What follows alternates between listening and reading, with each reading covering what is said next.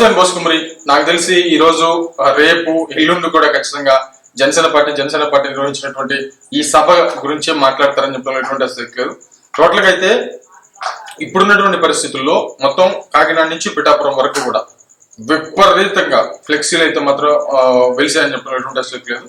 ఎందుకంటే ఇదంతా ఇప్పుడు ఒక రకంగా చెప్పాలంటే దీని ఖర్చుతో కూడుకున్నటువంటి విధానం అంటారు. అంటే నేను వేరే టాపిక్ చేద్దాం అనుకున్నాను కానీ దీంట్లోనే చెప్పేస్తాను. జనసేన పార్టీ ఇప్పుడు 100 కోట్ల నుంచి 150 కోట్ల వరకు ఖర్చు పెడుతుంది అనేటువంటి విధంగా కొంతమంది మూర్ఖ విధానం ఉన్నటువంటి వ్యక్తులు ఈ డబ్బులన్నీ ఎక్కడి నుంచి వస్తున్నాయి అనేటువంటి విధంగా చెప్పేటువంటి ప్రయత్నం చేస్తూ ఏదో ప్రజల మనసులో ఒక విషయాన్ని నింపేటువంటి ప్రయత్నం చేస్తారు. అంటే మామూలుగా జనసేన అధినేతగా ఉన్నటువంటి టైంలో, ఓడిపోయినటువంటి టైంలో ఇదే విషయ ప్రచారం. ఆయన గెలిచాడు, నెగ్గాడు. మరి గెలిచిన తర్వాత కూడా అదే విషయ ప్రచారం చేసేటువంటి పరిస్థితి. మరి ప్రజాస్వామ్యం కాబట్టి ఖచ్చితంగా అవి ఉంటాయి. Okay, right. కాకపోతే ఇప్పుడు ఫ్లెక్సీలు అనుకున్నాం. ఈ ఫ్లెక్సీలకు సంబంధించి కొంతమంది ఆ ఫొటోస్ ఉంటాయి చూడండి, వాళ్ళు నిర్వహించారు. 100 ఫ్లెక్సీలు ఎవరన్నా ఒప్పుకుంటారు, వాళ్ళు వేపిస్తారు. ఇంకో 100 ఫ్లెక్సీలు ఎవరు వేపిస్తారు.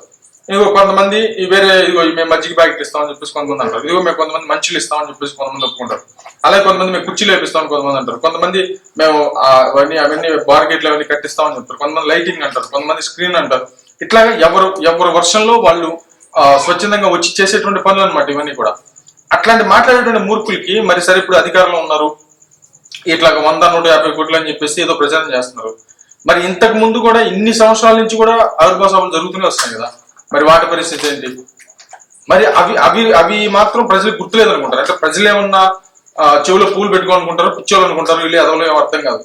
అంటే ఇక్కడ గుర్తుపెట్టుకోవాల్సింది ఏంటంటే ఇన్ని అధికారులు లేనటువంటి టైంలో కూడా సభలు జరిగాయి, ఇంకా ఉధృతంగా జరిగాయి. ఇది విజయోత్సవ సభ ఒక రకంగా చెప్పాలంటే. ఇంకా ఎక్కువ ఉంటది, ఇంకా స్వచ్ఛందంగా ఇంకా ఎక్కువ మంది వస్తారు దాన్ని జరిపించుకోవడానికి. అంతే తప్ప దీంట్లో చేసేటువంటి చెత్త ప్రచారాన్ని నమ్మాల్సినటువంటి అవసరం లేదు. మొత్తానికి అయితే ఒక పండగ వాతావరణం. మామూలుగా అయితే ఇది ఒక సభలాగా, రాజకీయ సభలాగా చేసినటువంటి పరిస్థితి నాకేం కనిపించట్లేదు. చాలా మంది కూడా అదే అభిప్రాయపడుతున్నారు.